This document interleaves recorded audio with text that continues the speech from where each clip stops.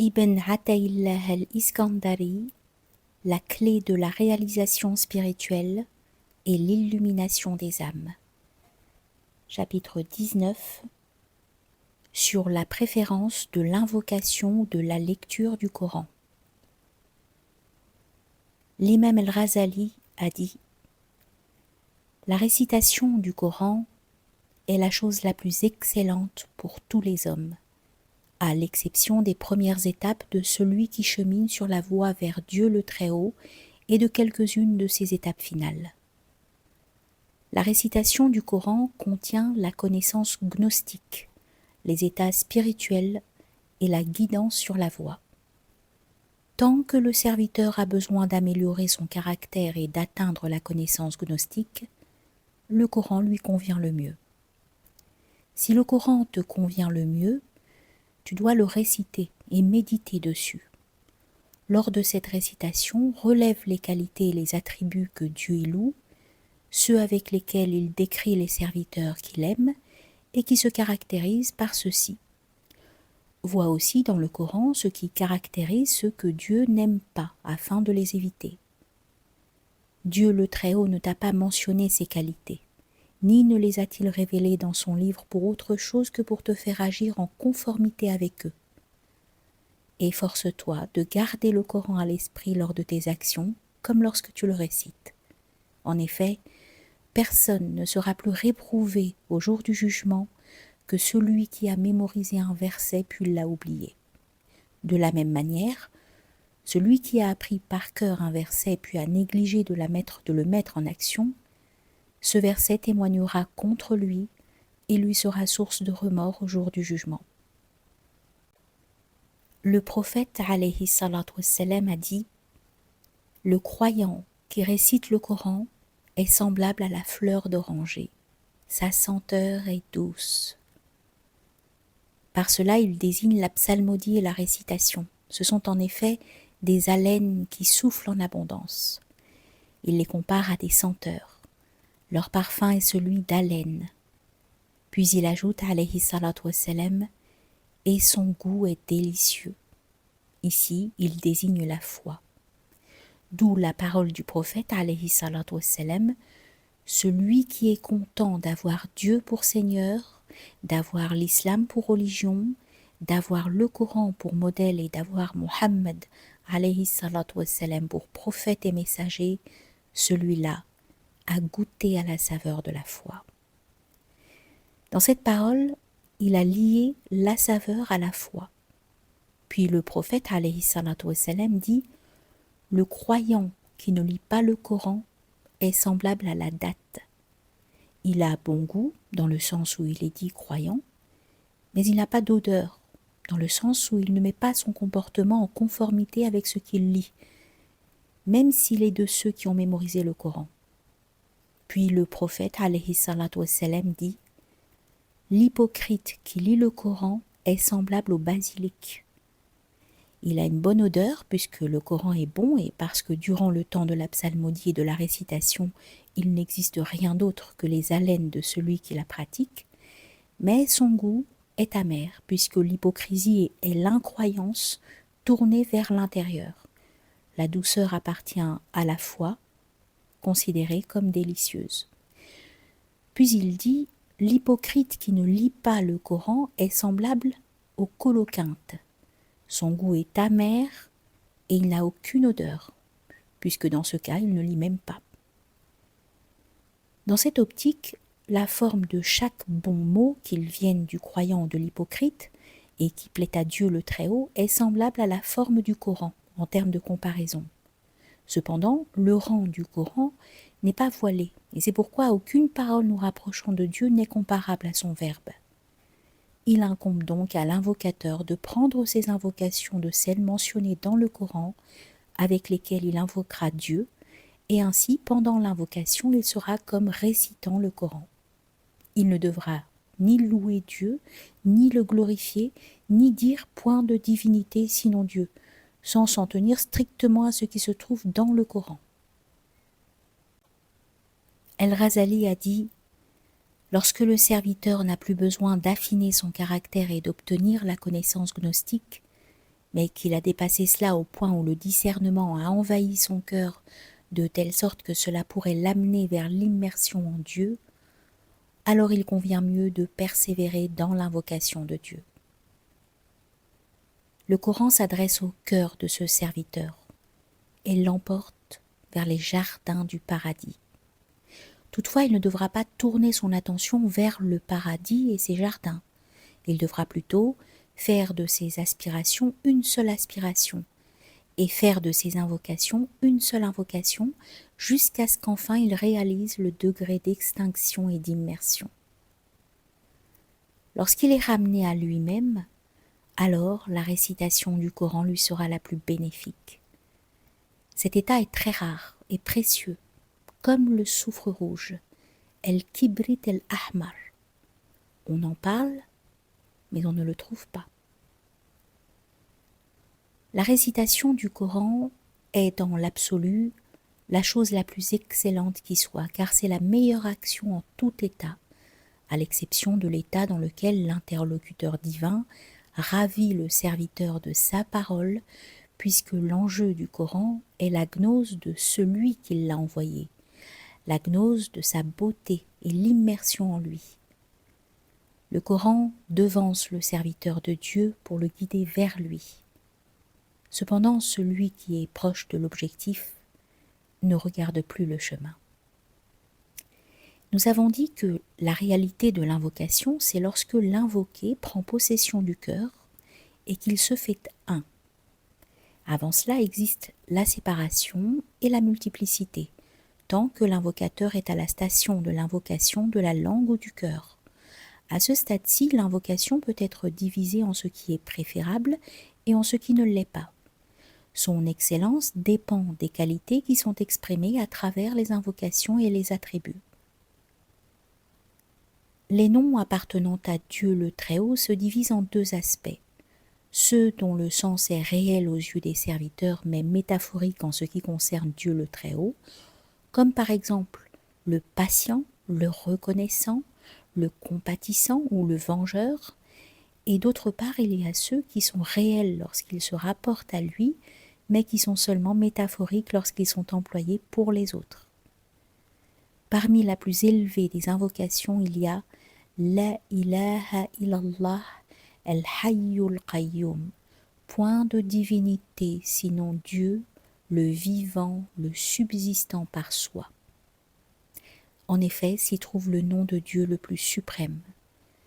Le prophète alayhi salatu wassalam a dit « Le nom de Dieu le plus suprême se trouve dans le verset du trône et dans la famille d'Imran. » Ces deux noms ne sont associés qu'en rapport à ce nom suprême. Il contient un mystère dont la mention est bien trop subtile pour votre compréhension. Les limites de l'allusion symbolique, jusqu'où on peut aller pour l'expliquer, c'est de dire que La ilaha illallah permet de percevoir l'unité de Dieu. La signification de l'unité de Dieu dans son essence et son degré n'a de réalité seulement par rapport à Dieu le Très-Haut, et elle n'a pas à être interprétée.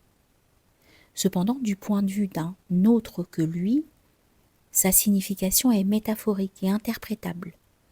La même chose est vraie pour El-Hayy, le vivant. La signification de El-Hayy, le vivant, est celui qui se rend compte de lui-même, alors que le mort est celui qui n'a aucune conscience de lui-même. Sa signification a aussi une réalité concernant Dieu le Très-Haut qui n'est pas métaphorique. El-Qayyum, le subsistant par soi, a aussi sa réalité concernant Dieu le Très-Haut, qui n'est ni métaphorique, ni ne se trouve-t-elle dans autre chose que lui. À part ces deux-là, les autres noms qui indiquent des actions divines, entre guillemets, tels que le miséricordieux, Rahim, l'équitable, El-Muqsit, le totalisateur, El-Jami' ou le juste, El-Adl, dépendent de ce que dénotent leurs attributs, car la source des actions sont les attributs. Les attributs sont les principes, les actions en sont les conséquences. Pour ce qui est des autres attributs qui représentent la puissance, la connaissance, la volonté, la parole, l'entendement et la vision, ce qu'ils affirment concernant Dieu n'est que le contenu intelligible de leur signification littérale. Il est toutefois très erroné de croire que les contenus intelligibles sont des réalités qui s'accordent aux attributs de l'homme, sa parole, sa connaissance, son ouïe et sa vue. Bien au contraire, les contenus intelligibles sont des réalités avec lesquelles il est impossible de décrire l'homme. Une certaine forme d'interprétation doit donc être effectuée pour ces termes. Dans une catégorie avoisinante se trouvent les formulations telles que gloire à Dieu, subhanallah, louange à Dieu, alhamdulillah, point de divinité sinon Dieu, la ilaha illallah, et Dieu est plus grand, Allahu Akbar. Gloire à Dieu est une déclaration de sa sainteté, al-Quds, qui a sa réalité le concernant. Le véritable, infiniment saint al-Quddus ne peut être conçu seulement lorsque c'est de lui qu'il est question. L'expression louange à Dieu connote l'attribution à Dieu de toutes les grâces. Cela est vrai en ce sens qu'il est en réalité seul dans toutes ses actions, sans qu'il y ait besoin de spécification. Lui seul, exalté soit-il, mérite la louange, car personne ne s'associe à lui dans ses accomplissements, tout comme la plume ne s'associe pas à celui qui écrit pour mériter les compliments d'une bonne écriture. Toute grâce semblant venir d'un autre que lui passe en réalité par lui, comme le stylo est celui qui écrit. Lui seul mérite donc la louange. L'expression « Dieu est plus grand » ne veut pas dire qu'il est plus grand qu'un autre, puisqu'il n'existe rien à part et d'autre de Dieu pour qu'on puisse dire de lui qu'il en est le plus grand. Tout ce qui est autre que lui est en fait une parmi les lumières de son omnipotence. La lumière du soleil ne peut pas être confrontée au soleil afin que l'on puisse affirmer que le soleil est plus grand. Au lieu de cela, elle a une place de subordonnée. La signification d'Allahu Akbar est qu'il est bien trop grand pour être perçu par les sens ou pour que les profondeurs de sa majesté puissent être atteintes par la raison et la logique, et qu'en effet, il est bien trop grand pour être connu d'un autre que lui, car en vérité, nul ne connaît Dieu sinon Dieu. Le prophète alayhi salatu wassalam a dit « La meilleure chose que moi et les prophètes avant moi aient dit, c'est « La ilaha illa Allah ». Dieu le Très-Haut l'a mentionné dans son livre dans 37 passages. Sa formule combine la négation et l'affirmation. Sa division entre la négation et l'affirmation englobe tout. Seul celui qui connaît le contenu spirituel de cette formule peut connaître sa valeur, comme le montre la discussion qui suit. En effet, elle est l'expression de l'unité de Dieu. Rien ne ressemble à l'unité, car si quelque chose lui ressemblait, il n'y en aurait plus un, mais deux ou plus. Rien ne peut la mesurer. Seul ce qui serait de valeur égale ou de nature analogique pourrait jauger son contenu. Or, il n'y a rien qui soit de valeur égale ou de nature analogique à l'unité de Dieu. Voilà l'obstacle qui empêche la ilaha illallah d'être mesuré. La majorité des savants religieux considèrent l'associationnisme, shirk, comme ce qui vient s'opposer à l'unité de Dieu. Il est incorrect pour le serviteur de vouloir la mesurer et d'affirmer en même temps l'existence de l'unité divine. L'homme est soit un polythéiste, soit un monothéiste. De là, seul le polythéisme peut vouloir se mesurer à l'unité, mais ils ne peuvent se rencontrer équitablement sur la balance. L'ange qui inscrit les actions de l'homme ne peut pas faire pencher la balance au jour du jugement, sauf avec le parchemin qui porte l'attestation de foi. Bitaqa. La balance prend cela en compte, car la ilaha illa Allah est à la fois inscrite est créée en parole. Si elle était donnée à tout le monde, celui qui la prononcerait ne verrait pas le feu. Cependant, Dieu souhaite que l'excellence de cette formule ne soit vue seulement par ceux qui ont une certaine prestance auprès de l'ange qui enregistre leurs bonnes actions. Dieu veut que certains monothéistes ne la voient pas et qu'elle soit mise dans la balance une fois qu'ils sont entrés au feu. C'est lorsque plus aucun monothéiste ne se tiendra debout en jugement que le monothéiste, dans le cas ci-dessus, par décret de Dieu, devra entrer au feu, puis en émerger par intercession de la providence divine. Plus personne ne restera donc debout en jugement, sauf celui qui entrera au paradis, qui n'aura pas ou plus sa part de feu. Et il sera la dernière créature à avoir ses actions pesées. En effet, la formule « La ilaha illa Allah » possède un commencement et une fin. Face à l'ange qui enregistre les bonnes actions, son commencement peut très bien être sa fin. D'une manière générale, Dieu nous a imposé les meilleures choses d'entre toutes, les plus bénéfiques à terme et les plus significatives. Et Dieu compare ces choses à de nombreux opposés. Inéluctablement, dans la chose même qui nous est imposée, il doit se trouver une puissance qui puisse contrer n'importe lequel de ses opposés. Le prophète alayhi salatu wassalam a dit « La meilleure des choses que moi et les prophètes avant moi aient dit, c'est point de divinité sinon Dieu. La ilaha illa Allah. » Cependant, on donne raison à celui qui affirme que Allah ou Huwa est l'invocation la plus spéciale car elle représente la somme des invocations dans laquelle la ilaha illa Allah est la meilleure selon les connaissants de Dieu. Tu dois invoquer la ilaha illa Allah car elle est l'invocation la plus puissante et qui détient la lumière la plus radieuse.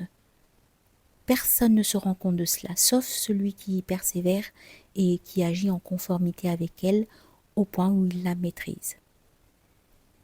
Et Dieu n'a-t-il pas envoyé sa miséricorde pour recouvrir toutes les créatures et pour aider l'humanité à parvenir à son objectif tant sollicité? Voilà en ce qui concerne la croyance de certaines personnes. Pour ceux qui voient une hiérarchie dans les invocations selon la hiérarchie des stations spirituelles et des états du croyant, la meilleure invocation dans toute situation sera celle qui convient le mieux aux croyants, comme nous l'avons déjà dit. Sache que parmi les gnostiques, il y a ceux qui préfèrent dans leurs étapes finales le silence à l'invocation. On rapporte que le prophète alayhi salatu wassalam a dit « Celui qui connaît Dieu, sa langue est éteinte. » On raconte qu'El-Junayd parlait lorsque Shibli cria et dit « Allah ».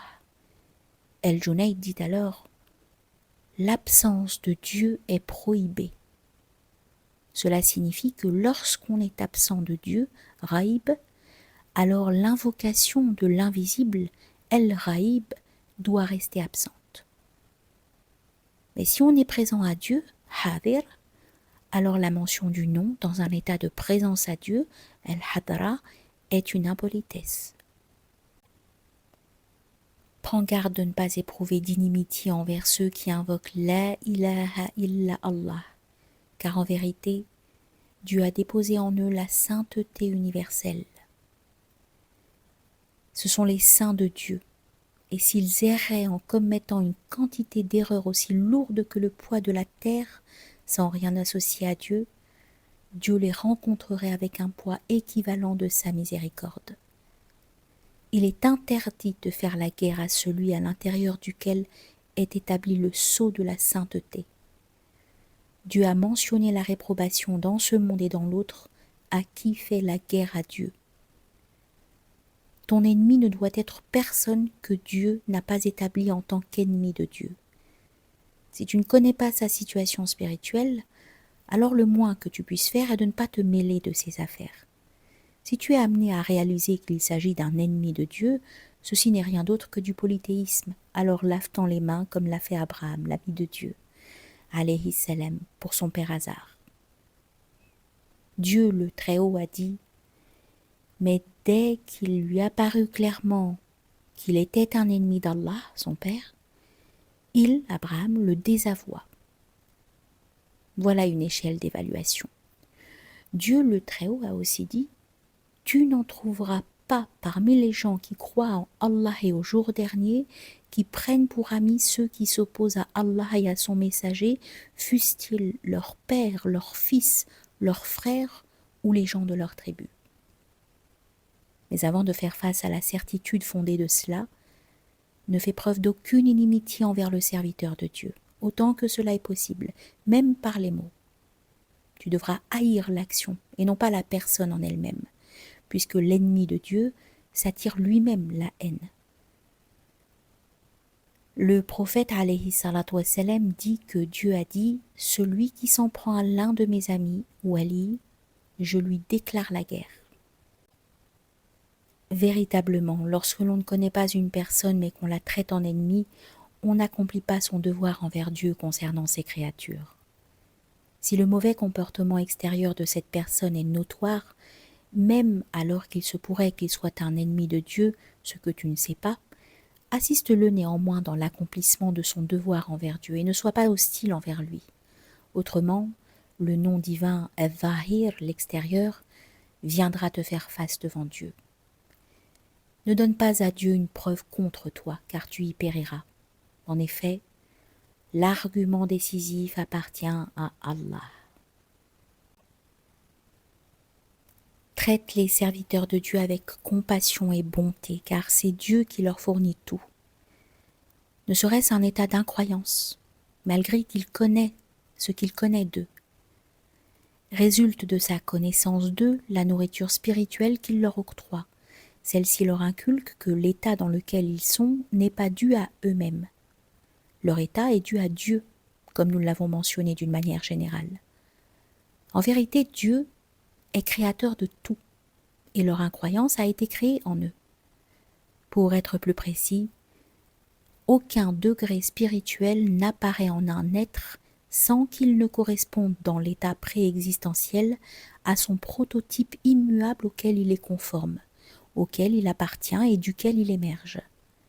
C'est ainsi qu'à Dieu appartient l'argument décisif. Que ta compassion et ta bonté embrassent tous les animaux et toutes les choses créées. Ne dis pas « cette chose est inanimée et n'a aucune conscience ». Pourtant elle en a une. C'est toi qui es inconscient. Alors laisse l'existence comme elle est et compatis envers elle avec la compassion du Créateur au sein de sa création. 10 dangers obstruent le cheminement vers Dieu le Très-Haut. La vue de ses propres actions, le prolongement de l'espoir, avoir des visées égocentriques sur la sainteté, dépendre de l'attention des hommes, être content de ses visions dans les rêves, la réjouissance dans la litanie, el-wird, prendre plaisir dans l'inspiration, warid, être réassuré par les promesses, se trouver des excuses et d'être inattentif à Dieu. Les signes de la chute du regard de Dieu sont au nombre de 3. Être content de soi, ne pas être content de Dieu et vouloir se mesurer à la destinée des autres. Les signes de la proximité à Dieu le Très-Haut sont au nombre de 3. L'abandon de la notion de fortune, l'accomplissement de son devoir et l'humilité envers Dieu parmi ses créatures. Les signes que l'on parvient à Dieu sont au nombre de 3. L'intellection de Dieu le Très-Haut, l'écoute attentive envers Dieu le Très-Haut et l'apprentissage de par lui. Les signes de la dévotion à Dieu sont au nombre de 3. L'abandon de la notion du choix, le rejet du désir de déterminer et la réfutation de la volonté propre. Les signes que l'on agit selon la volonté de Dieu sont le remplacement des attributs éphémères par des attributs permanents, celui des qualités transitoires pour des qualités permanentes, et l'effacement de l'essence éphémère dans l'essence éternelle. Et Allah alloue son pouvoir à qui il veut. Allah a la grâce immense et il est omniscient. Les signes de l'inflexibilité de l'amour du serviteur pour son Seigneur sont au nombre de 3. L'absence de toute volonté propre, le plaisir dans tout événement émanant du décret divin, et le fait de voir la perfection du bien-aimé en tout état, ainsi que celui d'être satisfait de lui en tout état, grâce à la soumission à lui dans tout état. Les signes de la permanence de l'amour de Dieu envers son serviteur sont au nombre de 3. Son contentement de lui dans toutes ses actions, sa permission qu'il parle de lui, et sa révélation des mystères divins par la grâce et l'étendue de sa sagesse, celle qui guide le serviteur jusqu'à lui.